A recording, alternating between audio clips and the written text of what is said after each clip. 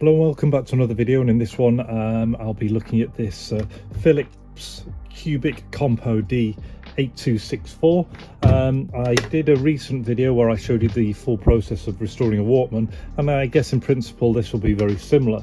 The reason I got this one in, I'm not even sure of the year yet. It's probably, I mean, we'll maybe have a look and find out on the motor as we go in, but it's got to be late 80s, early 90s. I just really liked the design. It's got that super busy thing about it. Now it's the first time I've got one of these in where they have the detachable speakers, so basically on each end there's this kind of design. I haven't even managed to give it a go yet, but basically I think these, however they work,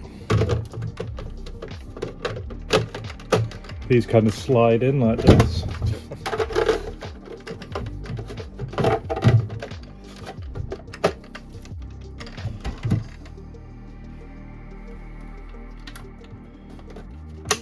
Yeah, like that, and then they've got a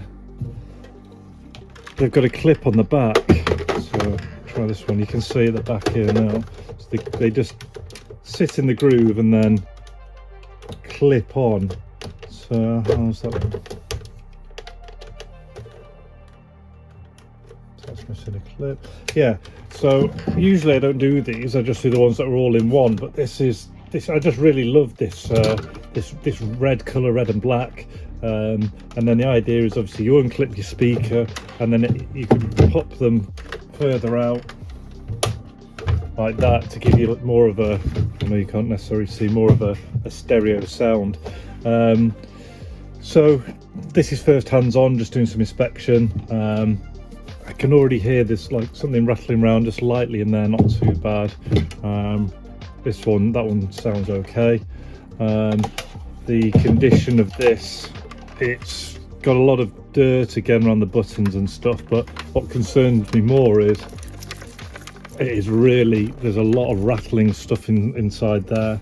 Could just be dirt because these openings are so large in the battery bay.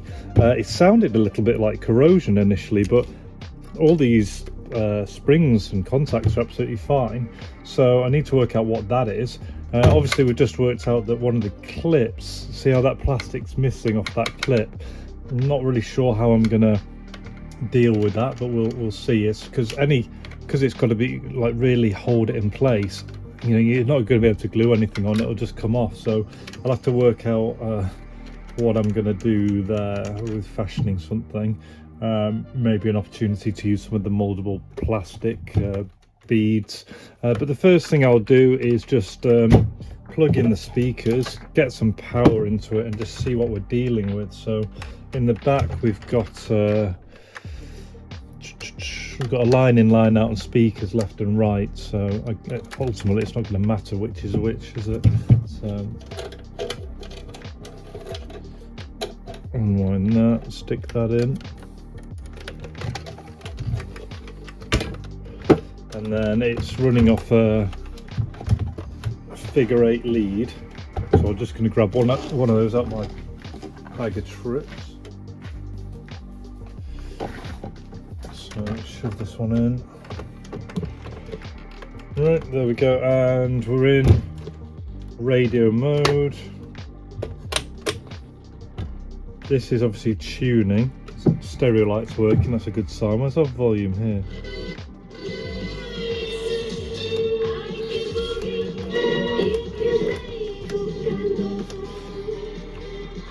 So that's nice, straight away we're getting the FM stereo light come on.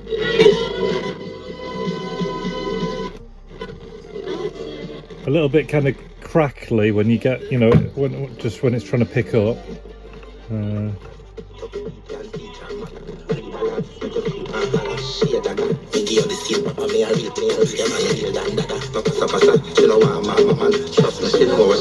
Not bad at all though. So that looks promising. And the aerial's not even out yet. Medium wave, we'll have a listen. Not much on medium wave these days.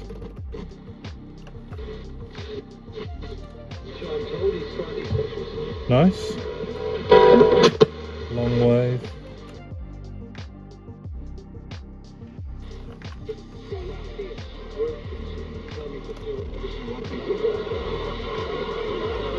getting something on long wave there, and then short wave I think is non-existent, isn't it, these days? But yeah, okay. But actually quite a decent sound coming out of both of them.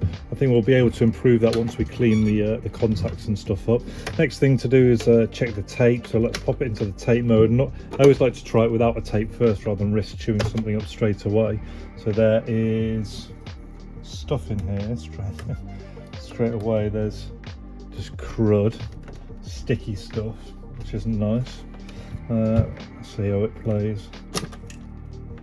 Yeah, so I can hear the motor, but nothing's turning, so the belt is will likely have perished. Yeah, so no life. We're gonna have to go inside to repair that anyway.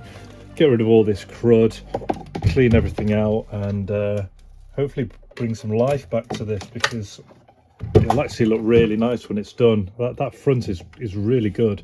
My only concern is that clip to hold on one of the speakers. So let's get on with getting into this thing. We'll get into the speakers later on, because they're going to be hopefully more straightforward. So these kind of old devices are quite nice. It's usually pretty obvious where all the screws are. So we've got 1, 2, 3, 4. Doesn't seem to be any hidden anywhere. Often with some of the brands like Sony, they'll even have a little arrow to the ones they have to remove, but I think in this instance we're just looking at those 1, 2, 3, 4 and one hidden down there in the middle as well.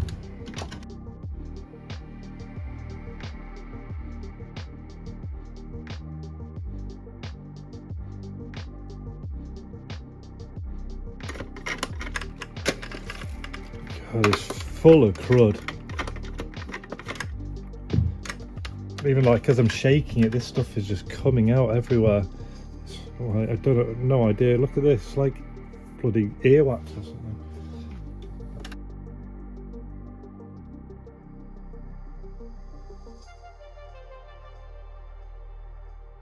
So there's one more there.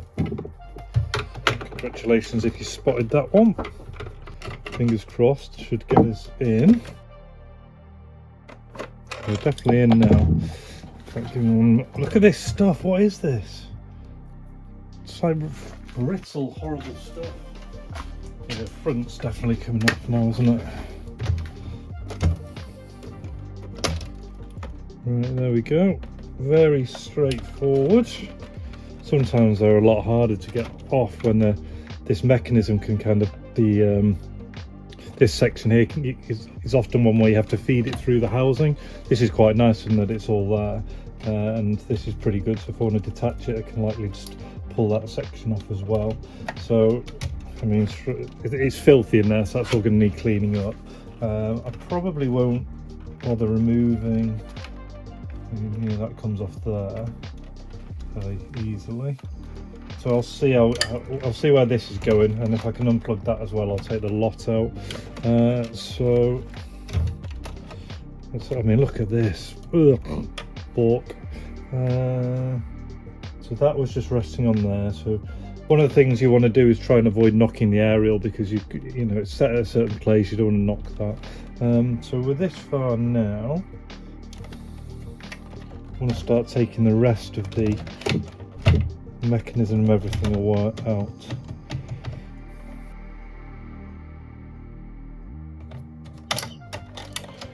So again, that comes out fairly easily. The motor is soldered onto the board, but at least that gives us easy access. Let's have a look at this. Not too bad. It's going to be an easy one to replace.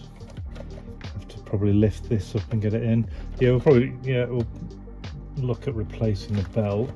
And then what about how do I get to all this crud? It's full of that stuff. So there looks to be that one there, but I reckon that probably doesn't need to come off. Potentially just this one down here.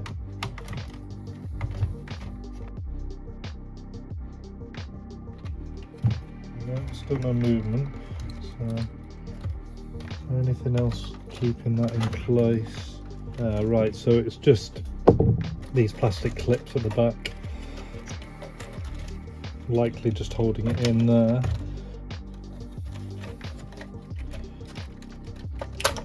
Yeah, as I suspected, no need to take that off. So the routing of the wires is going to be a bit messy in a little bit, but essentially, as long as we get all of that in, we should be all right. So that's all of that out, and then that takes us all the way down to just the power at the back, and then all this horrible stuff inside. So I can take this out as well. I'm trying to avoid just stripping the whole thing down. I think that's probably as far as we need to go in terms of that. So what I'll do is I'll get the Hoover and just get this crap out to start with. We'll work on that and put it back in, and we'll reverse our way.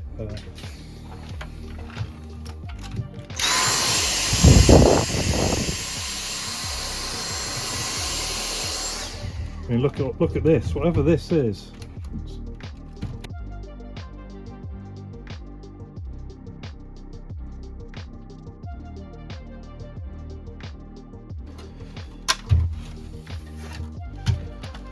Right, other than that, just a little bit of a wipe around. There's some dirt on the base. It's relatively clean, other than right down here at the bottom.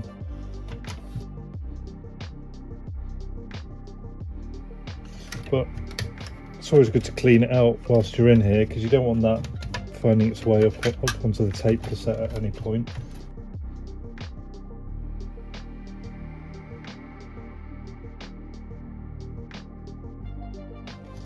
Right, so happy with that. So the next thing, not too much going on here, it's just worth a quick look around. Anyway, what we're going to do with this section is basically just give it a very quick clean up.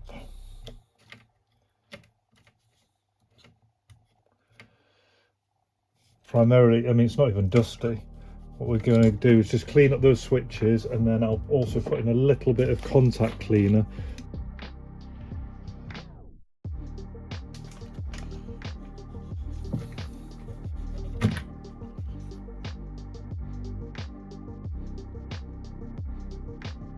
Don't go overboard, because you don't need to.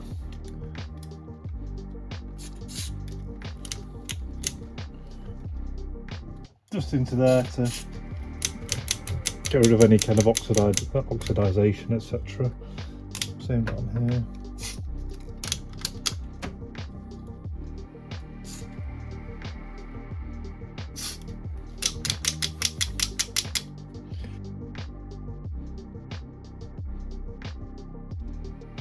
Cool, so happy with that on there. Nothing further really to do on that section, so what we'll do is we'll kind of feed that back inside. Tell you what, we'll come back to that, because it's going to give us a little bit more access whilst we're here. So next thing to do, work on the belt, but I'm just going to get rid of this quickly.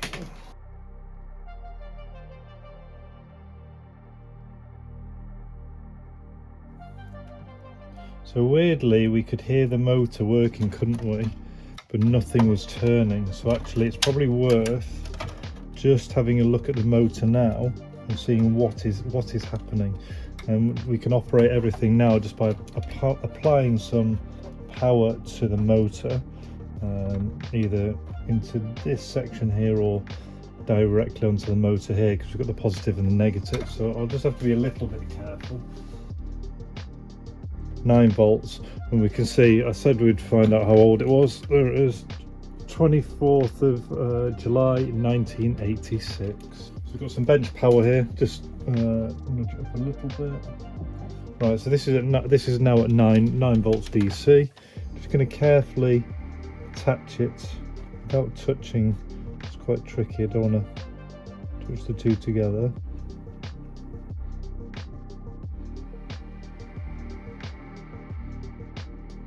Okay, that is turning the cogs. Right, okay, so that looks like, so I think I found a problem here. we've got broken cogs in here. So I think it is a single belt system, but I think what's happening is it's coming round and then jamming up because it can't turn any further. Now something like that is a bit of a nightmare. I don't think I'm gonna have a replacement cog for that. I'll see. I do have some cogs, I think.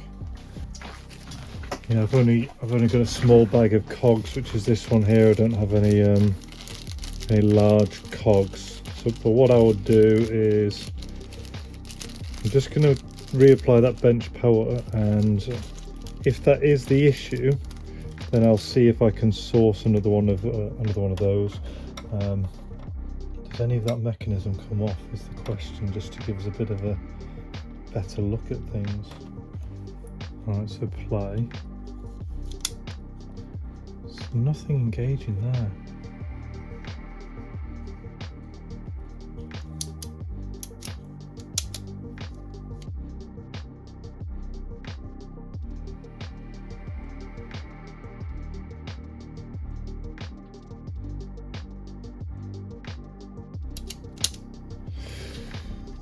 Yeah, okay, so there's something more deep-seated in there.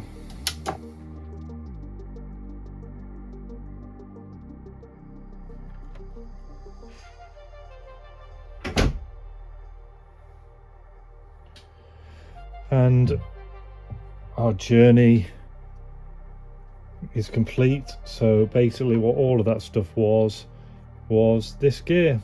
So there was a gear initially here that's been completely decimated, which is why it's not working, and this one over here, this gear here, has been completely, well, partially destroyed as well.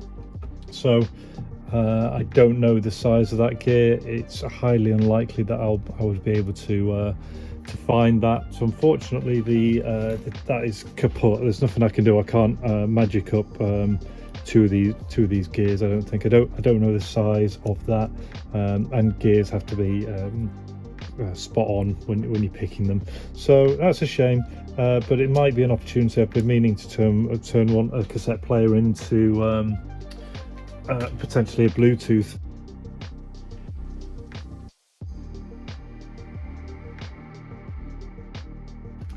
So what we'll do now is we'll just basically clean. Yeah, look at that. So yeah, we found the mystery, didn't we? It was all of that stuff was one of the drive cogs. So we are going to just clean and rebuild, make sure the radio works as well as possible, and then highlight that fact.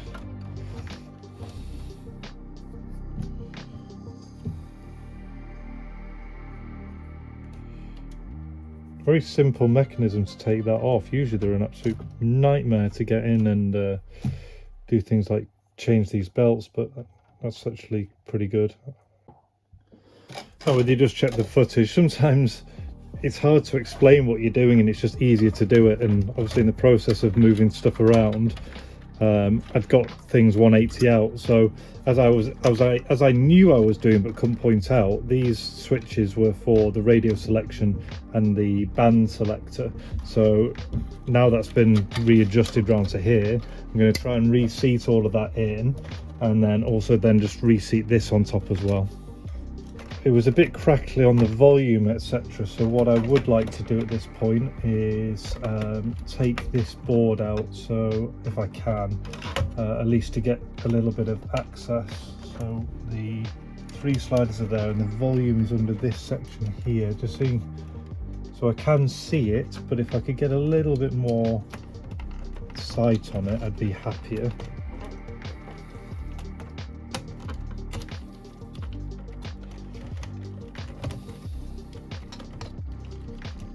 Take that out again. There we go. Right, so there's our board. Now, it might be a little tricky getting these back in. So what I'm going to do is put them all to one end, and then hopefully that will make it a touch easier. and it's going to go back in like that. So all I'm going to do is just clean up inside here, get rid of any of the dirt, a bit more contact cleaner, and hopefully that will get rid of some of that kind of crackling etc. that we were experiencing.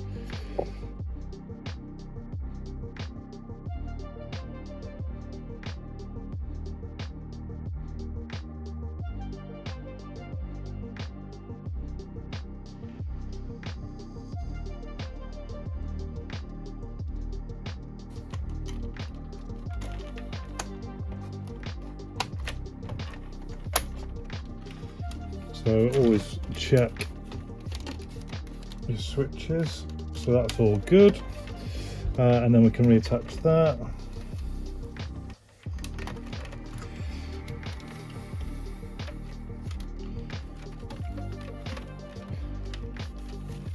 So this stage we've done about as much as we can do. We've gone all the way in, we've got rid of all that crud, which turned out to be a cog, and not just one cog, two cogs. So we know the tape cassette's kaput. We're not going to be able to find two of that size. Rebuilt it in case someone does want it for spares and repairs down the line, and we've cleaned out the potentiometers both in here for the selector, and then taken the front off and cleaned them up as well. So hopefully it should change the volume more smoothly.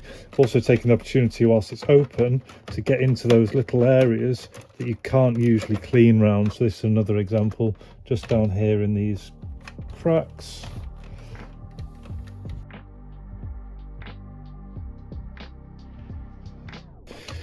But at this stage we're now just going to put everything back in.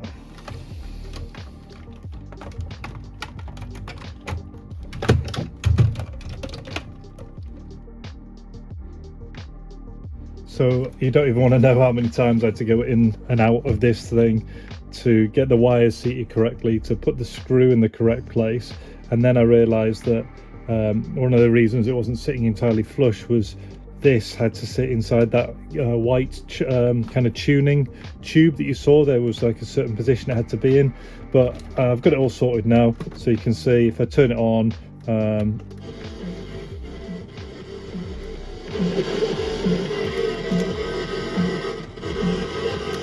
nice and smooth.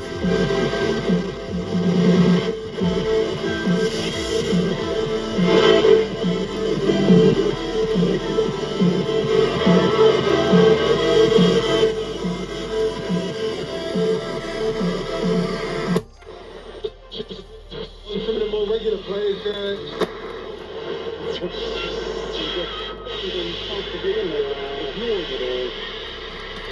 So what I'm going to do right now is, that's all much better. This all needs cleaning up cosmetically.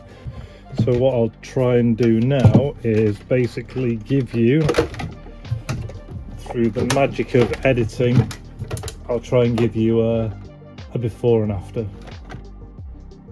And so here we are, restoration complete, and it has taken all night. But what we'll do at this point is we will quickly go over what I've done, point out some of the features again, and then wrap everything up. So this was the what was it? The Philips cubic Compo D8264, which we've established was made in 1986 because we found the date on there. It's this really large, so we're talking 58 centimeter wide boombox, and the reason for that is because it has detachable speakers, which we'll have a look at in a minute. It's in this lovely colour though. It's in this lovely red and black. It picks up signals really well, yeah. And then what have we done? So I've cleaned all the outside, I've stripped it down, gone inside. We found the problem was that earwax, which turned out to be one completely disintegrated cog and another damaged cog. Cleaned out everything as I went along. Clean out the potentiometer so that we would get a nice graduated increase on the volume, and just kind of sorted everything out as we went along. And this is where we're at. So picks up so we'll ignore the cassette player. Right now you'd probably just put something in there for window dressing, and it picks up the radio really well. So if I turn on the radio, even without the aerial, look, we were getting FM, medium wave and long wave.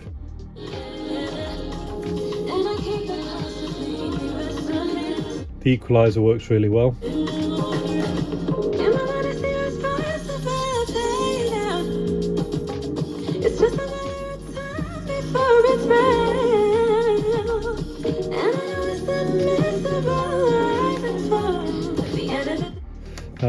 So yeah, it's basically now just a really kind of retro looking radio, so we'll pop that off and show you around the back. So what you've got, and obviously you can also see I'm playing it here on batteries, show that the batteries work.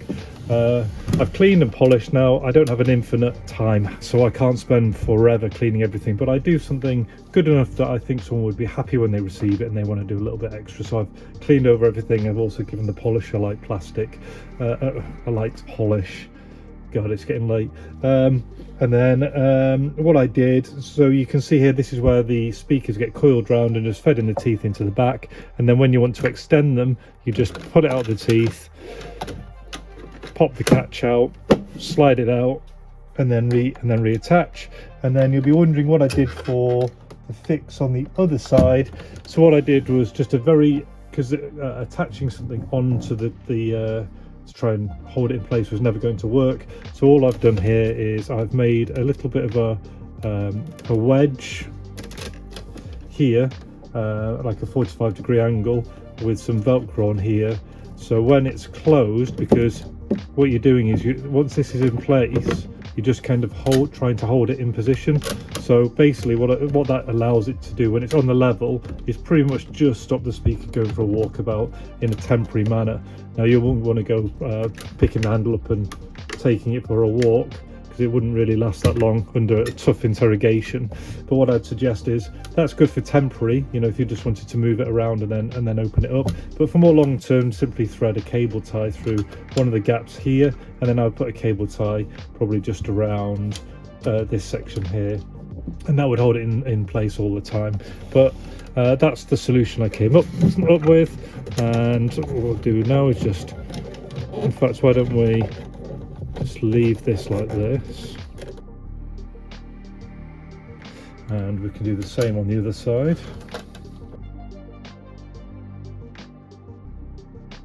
And I think the reason they faded out of use is because although it's a really nice idea, I don't think anyone really wanted to take their boombox out and about and then take this time to kind of go and set them up. But I mean, that does look cool, and that's the reason I kind of got it.